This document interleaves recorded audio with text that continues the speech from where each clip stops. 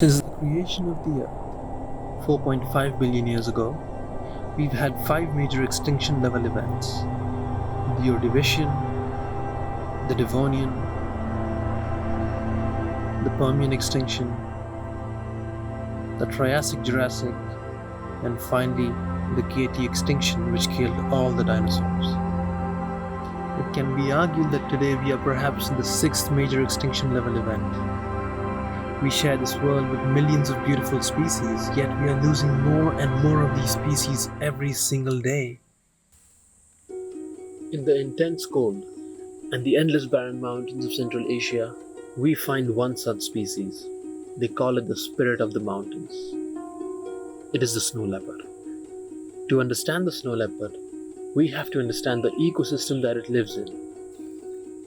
They are found at elevations of up to 5,000 meters above sea level, ranging from the Himalayas in the south and the Altai mountain ranges in the north, spread across 13 countries and an area of 3 million square kilometers.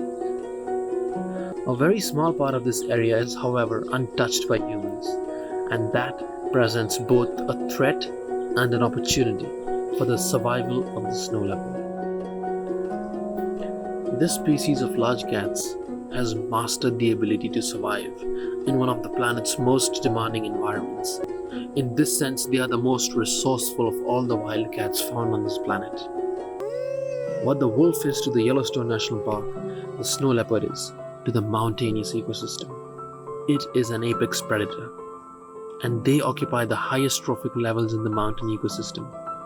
They play a crucial role in keeping a check on the population of herbivores, and if this is not done, the primary producers of the ecosystem, that is the autotrophs, would disappear, and that will have a cascading effect on the entire ecosystem. For a very long time, their ecosystem has been inaccessible, but that is not the case today. The grasp of human hands has invaded their habitats. The snow leopard has become a vulnerable species. There are only around 4,000 individuals remaining in the wild. The future for this beautiful species has very mixed prospects, and it all depends on what actions we take today.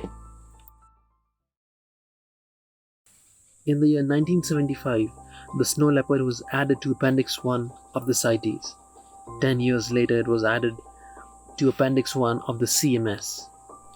All the range countries have now become parties to both the CMS and the CITES. But the implementation of these norms has been a completely different story in countries like Pakistan, Uzbekistan, and Mongolia, and this is because of lack of manpower, lack of financial resources, and the completely isolated terrain. And for a very long time, a lot of the activities here have been unseen, unheard, and sadly even unreported. There are 3 main threats to the survival of the snow leopard. Overgrazing and retaliatory killings are the number 1 threat in countries like India.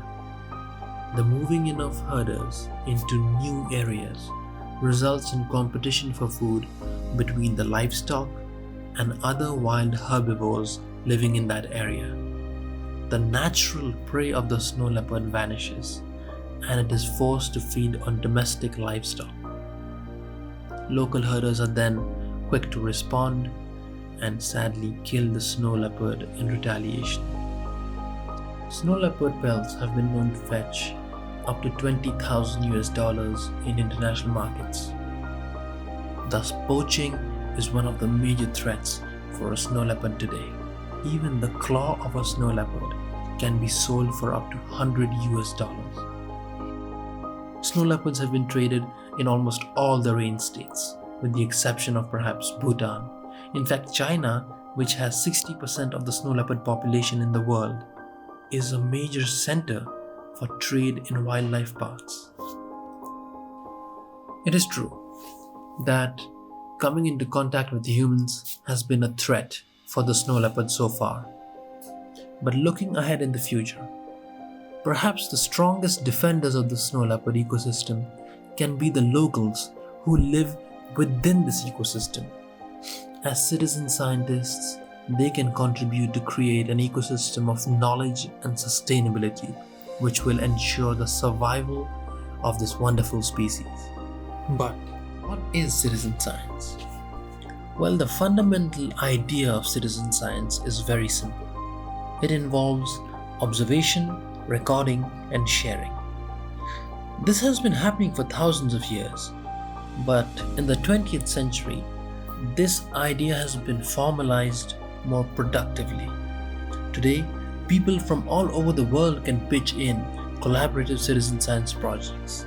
These can range from understanding climate change better, to monitoring the population of hedgehogs, to making a new protein molecule using a collaborative game, or even understanding the population of butterflies and birds, or even exploring the space in search of extraterrestrial intelligence.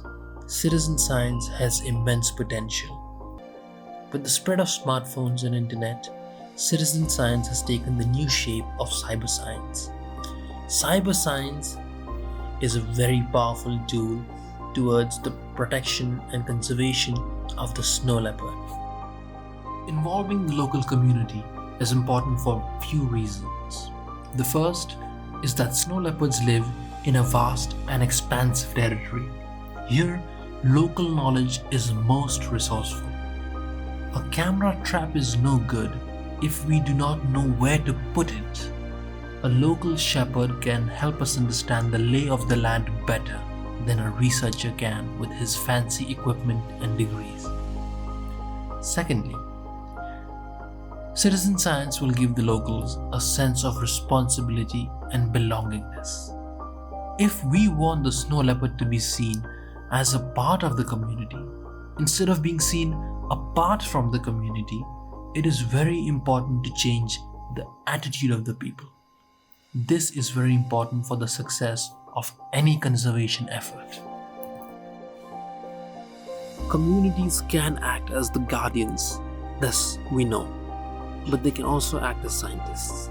In the Tian Shan mountain ranges, in the state of Kyrgyzstan, the government did is that it provided incentives to the local people to set up camera traps and to collar the snow leopards. So killing the snow leopard did not make sense anymore. Killing was a short-term source of income, but working with the snow leopards provided a long-term sustainable way of earning money. Similarly, in the Tibetan plateau, the WWF has been converting local yak herders into citizen scientists. They are being trained to collect data by setting up camera traps. And this data is not only important for snow leopards, it's also important for the herbivores, because a lot of these herbivores have also seen declining populations. Similarly, in Mongolia, this example that we are looking at, a group of children collected lots of snow leopard traps and they converted it into a structure that represents the importance of the snow leopard to the ecosystem. One essential challenge with collecting information has been that how do we identify what the picture contains? Over a period of time, there can be thousands of pictures. In this aspect, Microsoft using artificial intelligence to find out what the picture contains, and this has together enforced the data collected by citizen scientists. One very important challenge that almost all these countries are facing is that the frontline staff, they have to work and operate in very demanding environments. A lot of these people can be encouraged to work as citizen scientists. They can be encouraged to collect information. They can be encouraged to become tourist guides for people that come in these places. And this is not just an idea. This has actually happened. The Tiger Brigade of Russia and the Grupa Baz of Kyrgyzstan are an anti-poaching team. But they are not only an anti-poaching team, they have also collected vital information about the behavior of the snow leopards. This strategy is a strategy that is very important for these countries because a lot of these countries are developing countries. If they can multiply the resources and manpower that they have, then snow leopard conservation will see a very fruitful end.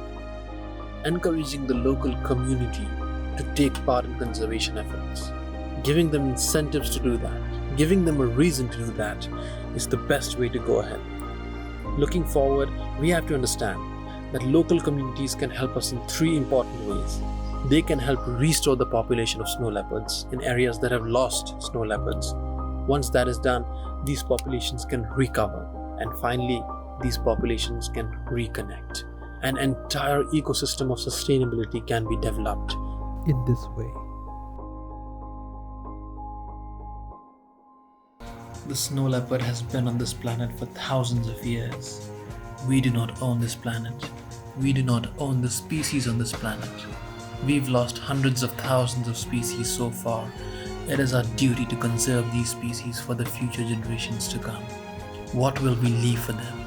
Will we leave only footprints of an animal lost in a glacier? Or will we leave them a planet full of life, energy, and experiences?